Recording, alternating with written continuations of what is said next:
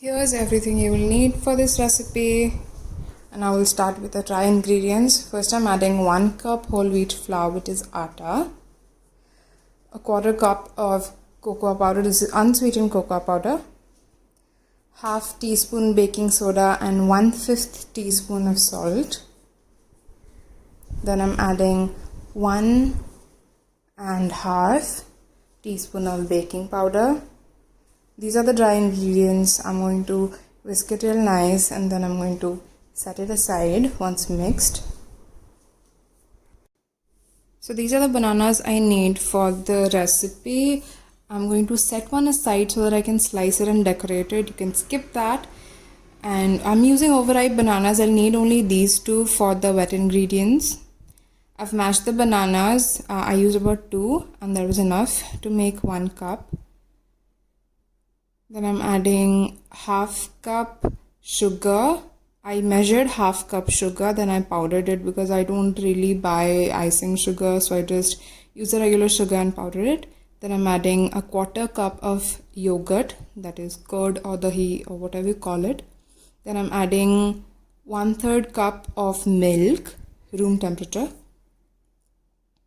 1/4 cup of oil.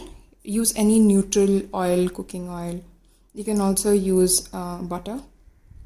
Next, I'm adding the dry ingredients. Always add it in installments so it's easier to incorporate. And for these kind of recipes where you are seeing that someone is using a spatula, please try to use a spatula and fold the batter instead of whisking it vigorously.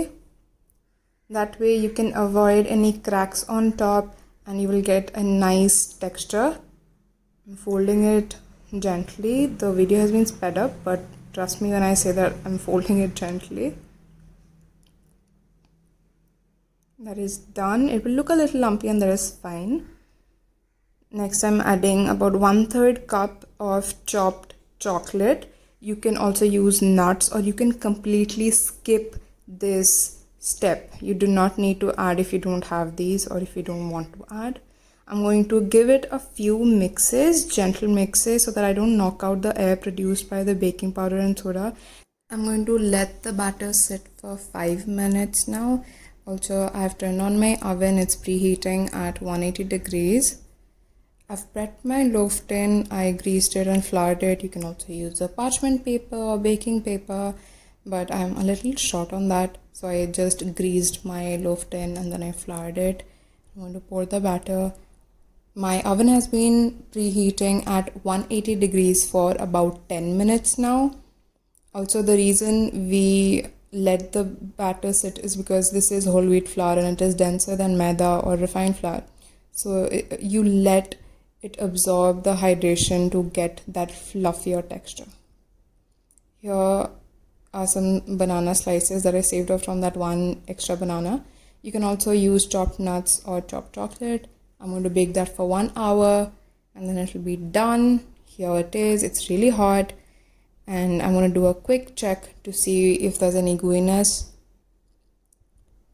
And you can see there is no gooiness or like batter, but if you get like a very slight bit of gooiness, it's most probably from the bananas. So you just let your loaf sit outside for 1 hour, let it cool down completely, because even after taking it out of the oven it's still baking inside, and then you demold it.